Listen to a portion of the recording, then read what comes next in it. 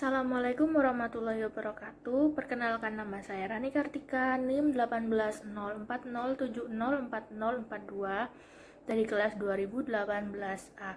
Di sini saya akan mereview jurnal internasional yang berjudul High Seas Fisheries Governance: A Framework for the Future yang terbit pada tahun 2007.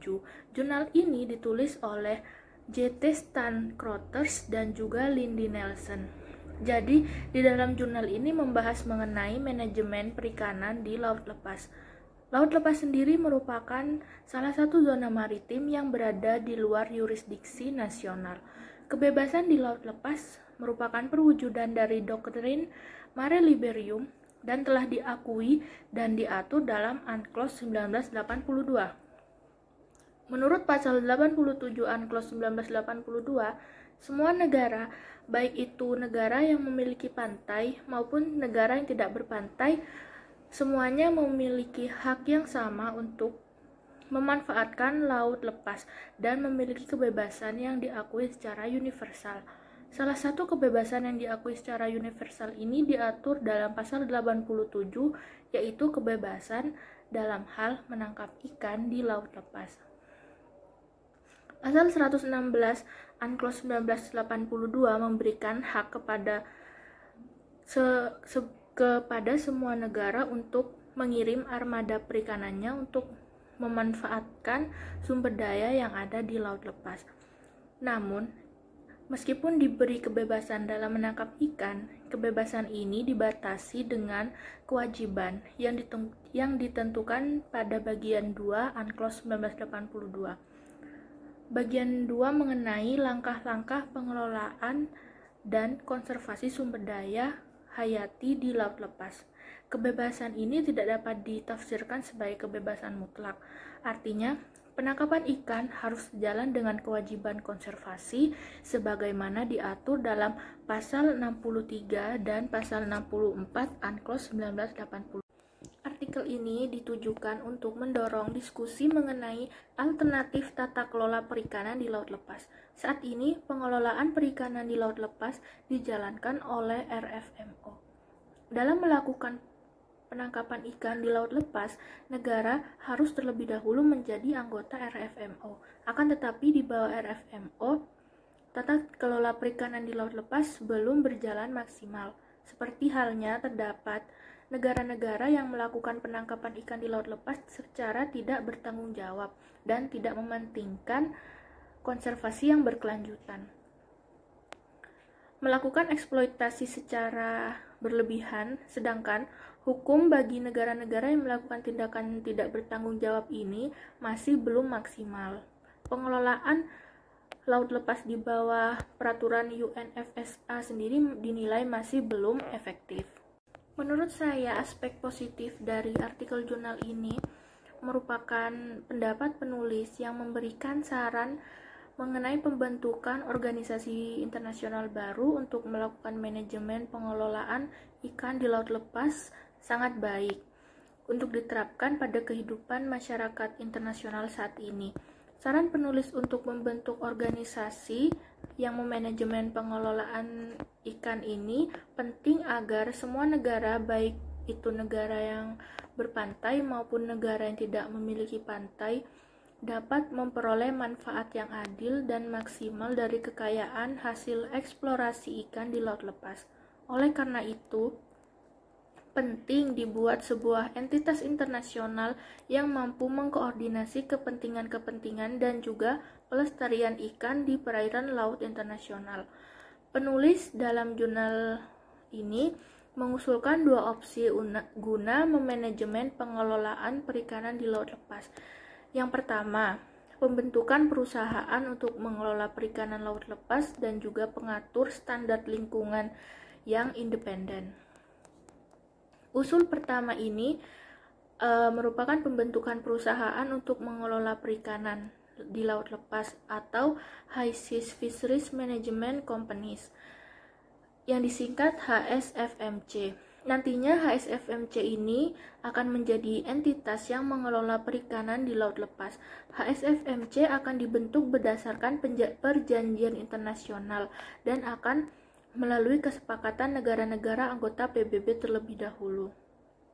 Namun, pembentukan entitas baru ini memerlukan perubahan dalam kerangka hukum internasional saat ini, di mana negara-negara anggota yang turut serta dalam perjanjian internasional akan menjadi pemilik saham dari perusahaan ini, dan saham tersebut nantinya akan diatasnamakan kepada masyarakat masing-masing negara anggota.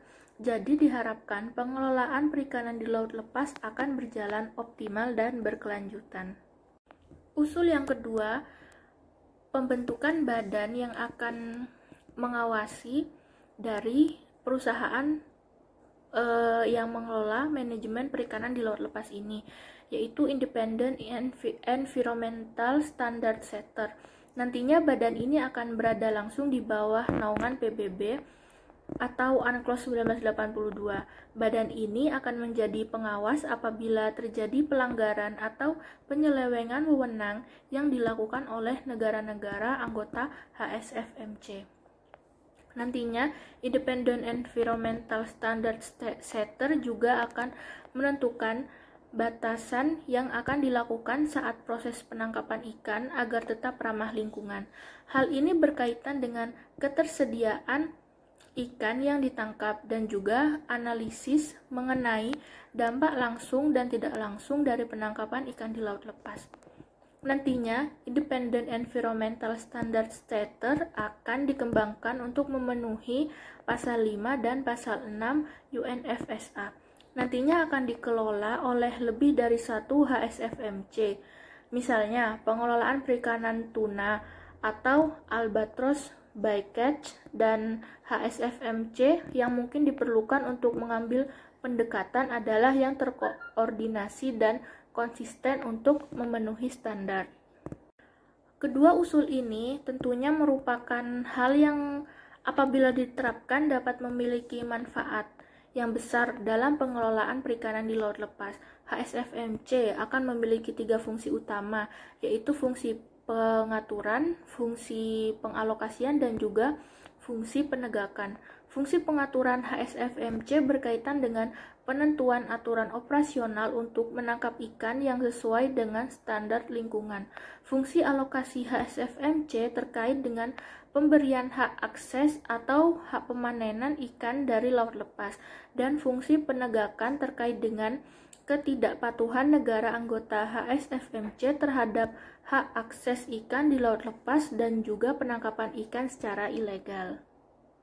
Akan tetapi, saya kurang setuju dengan penulis jurnal ini karena di dalam artikel ini dijelaskan bahwa HSFMC nantinya akan berbentuk sebuah perusahaan. Sebuah perusahaan ini akan memungkinkan terbentuknya struktur kepemimpinan seperti direktur, dewan direktur, dan juga para pemegang saham. Dalam artikel ini tidak dijelaskan mengenai mekanisme kepemilikan saham antar negara-negara anggota HSFMC. Apakah kepemilikan saham ini nantinya akan sama besarnya atau tergantung dari kebutuhan negara-negara anggota? Mengingat besarnya konsumsi ikan dari setiap negara berbeda-beda tergantung kebutuhan masyarakat di suatu negara tersebut. Kemudian, dalam artikel ini juga dijelaskan bahwa HSFMC didirikan berdasarkan perjanjian internasional yang ditandatangani oleh negara-negara anggota. Nantinya, ikan dari laut lepas akan dipanen secara berkala dan setiap negara berhak memiliki akses untuk memanfaatkan perikanan di laut lepas tersebut. Namun, bagaimana dengan negara yang tidak ikut dalam perjanjian internasional tersebut dan tentunya tidak menjadi anggota dari HSFMC? Apakah negara tersebut tidak memiliki akses untuk menikmati perolehan perikanan dari laut lepas? Mengingat dalam UNCLOS 1982 dijelaskan bahwa setiap negara, baik yang berpantai maupun tidak berpantai, memiliki hak yang sama untuk mengeksplorasi kekayaan hayati di laut lepas. Mungkin sekian yang bisa saya sampaikan dari review jurnal yang berjudul High Seas Fisheries Governance, A Framework for the Future ini. Apabila ada salah kata, mohon dimaafkan. Terima kasih. Wassalamualaikum warahmatullahi wabarakatuh. Jalan?